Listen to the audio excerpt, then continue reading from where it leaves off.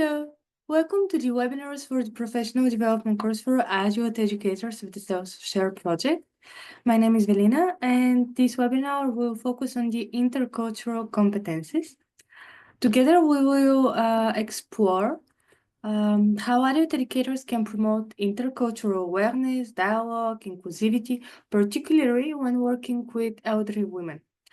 In an increasingly interconnected world, intercultural competence is an essential skill for education, and it helps us bridge the cultural differences, create inclusive learning environments, and empower elderly participants to navigate multicultural settings with confidence and respect.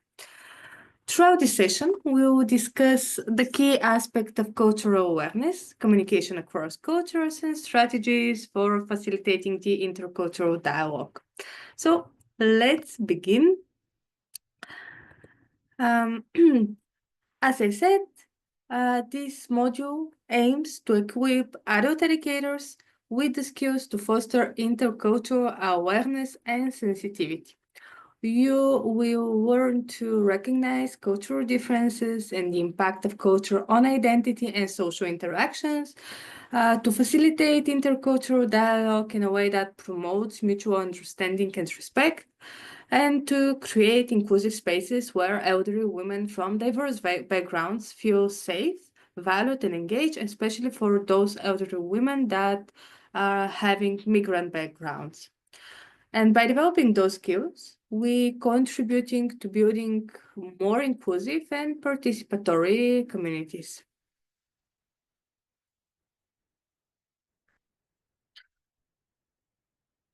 So, to build intercultural awareness and competence, we first need to understand what is cultural awareness.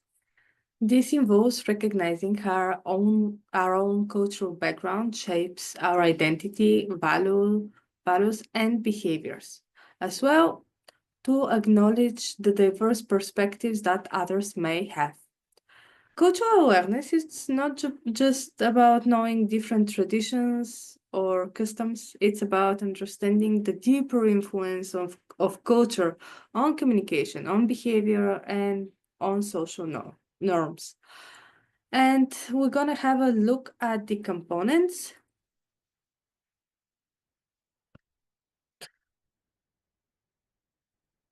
So what's cultural awareness? Cultural awareness is the recognition that our background shapes the way we see the world. It helps us understand that others may have different ways of thinking, acting, and interpreting situations based on their cultural influence.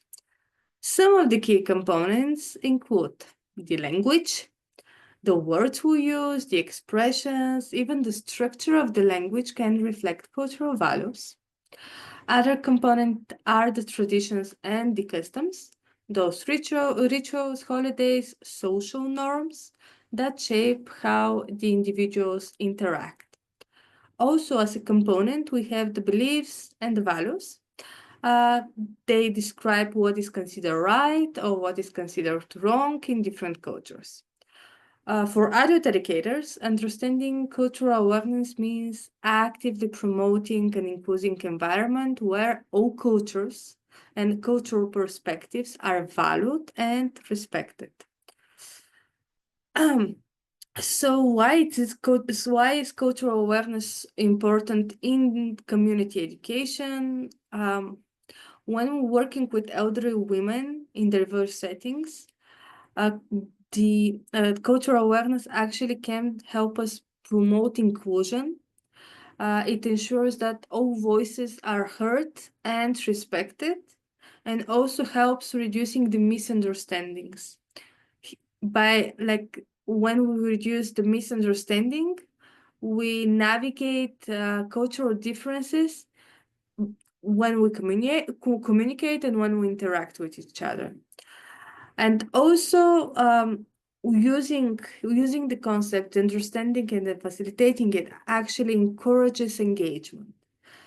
Once the participants feel more comfortable sharing their experience and their perspectives, they start participating more actively. So as educators, we need to foster an open and non-judgmental attitude that allows us to create safe spaces for learning and interaction. It also has impact on communication.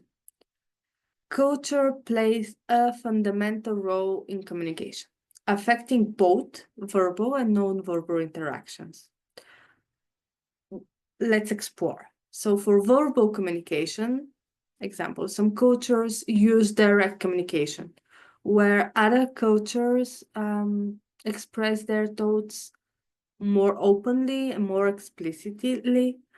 Other cultures, in direct communication, people express their thoughts openly and explicitly. Other cultures prefer indirect communications. They rely on the context, on the tone, on gestures, and any others more non-conventional ways to imply and convey meaning. Example, in some cultures, saying directly no, it's considered very impolite. So they use alternative phrases like, I'll think about that, or let's check on that, let's see it later, and etc. When it comes to the non-verbal communication, body language, eye contact, gestures, and very important, personal space, they all differ across the cultures.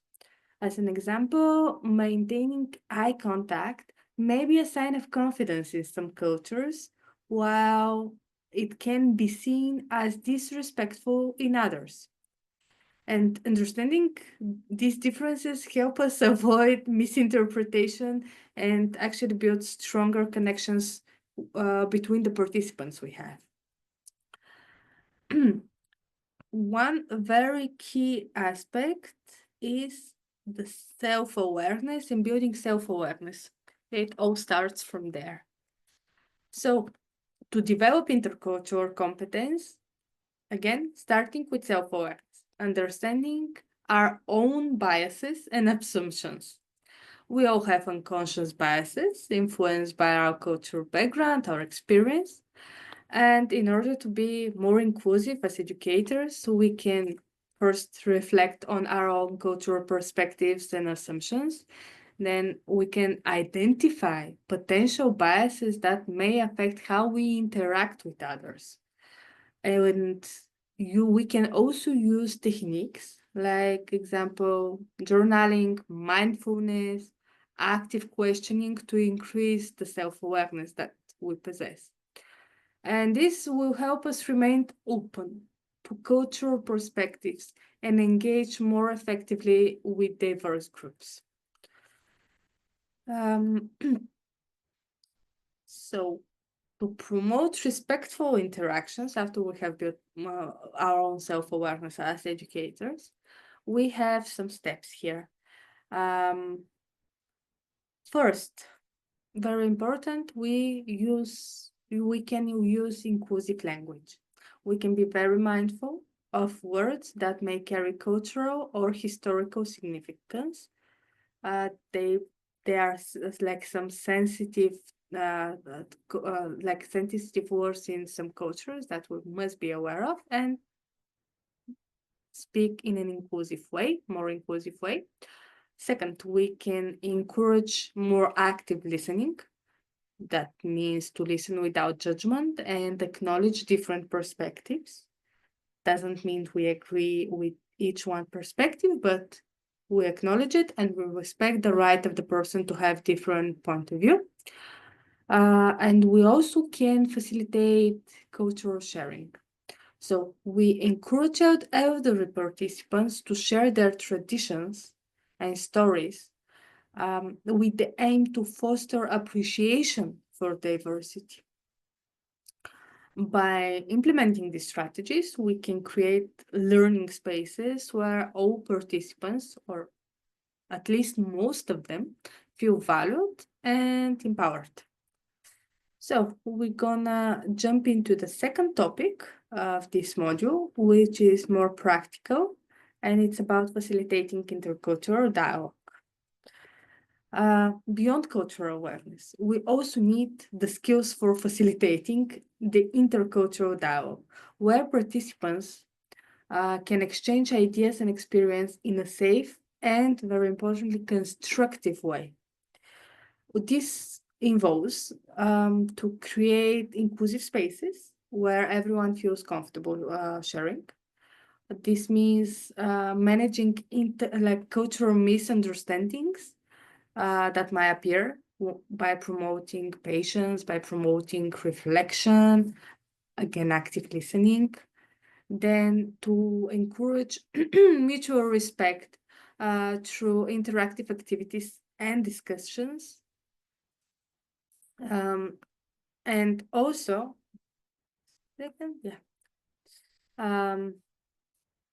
in order to facilitate effective intercultural dialogue, we need to establish first safe and open environment. We have a couple of ways of doing that. The first one, I'm quite sure that most of our educators are familiar with, but the first one is setting ground rules for respectful communication. Like, we don't interrupt each other. We have this amount of time to dedicate to these topics, like saying in advance what are the ground rules when we communicate, what words we can avoid, what we should not avoid, and etc. and etc. And then again, very important to encourage participation. This can happen through structured activities such as storytelling or group discussions. Normally first comes the group discussions of a way to sparkle a conversation, then the storytelling may follow. That would be fantastic. And as we focus on elderly women, especially those from migrant background, we need to be mindful of the generational differences. Some elderly participants might need more time to feel comfortable with sharing their views. Some not, but there are some that are reluctant to open up and share those perspectives.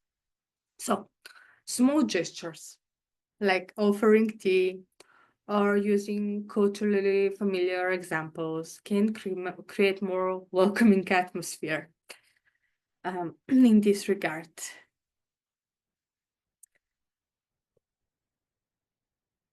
Cultural misunderstandings, however, are natural. What's important and what makes a difference is how we handle them. Some of the strategies here are as follows, like encouraging a pause and reflect approach before responding to conflicts. Like providing time to reflect, providing time to really be mindful of what we're saying. And then something that works very well, in my view, is using I statements to express like any kind of concerns and negative emotions, including and so on, or very contradictory point of view and so on. Like it's good to start with I felt confused and I felt that you were speaking about that or speaking about this. I felt you might not consider this. Instead of saying something like you were unclear, you are wrong, and so on and so on, we use I statements. I might misunderstood you, but this and that and that. Then another thing is to frame misunderstandings as learning opportunities, not as conflicts. That would mean we change and switch the perspective, like not to engage in an emotional fight between our participants over values and etc., because I know that the beliefs can be very strong for some topics, but to frame those misunderstandings as let's explore what are different views, what are possible approaches, why we have chosen those specific approaches to address the issue. And basically, by normalizing cultural differences and promoting respectful discussions, we can transform misunderstandings into very valuable learning moments. And lastly, I want to say that mutual respect is at the heart of intercultural competence. Activities that foster appreciation for diversity may be like story circles. Participants share personal or cultural stories. We can have cultural sharing panels where elderly women present aspects of their culture while others listen and ask open-ended questions, like demonstrating interest. Then another thing is to have respectful dialogue guidelines, more or less like the rules for communication that we spoke about, emphasizing curiosity, open-mindedness in the discussion. And by promoting these activities, we ultimately encourage more deepened connections and understanding among the participants. To summarize, intercultural competence is very essential for fostering inclusion in communities, in education, in diverse settings.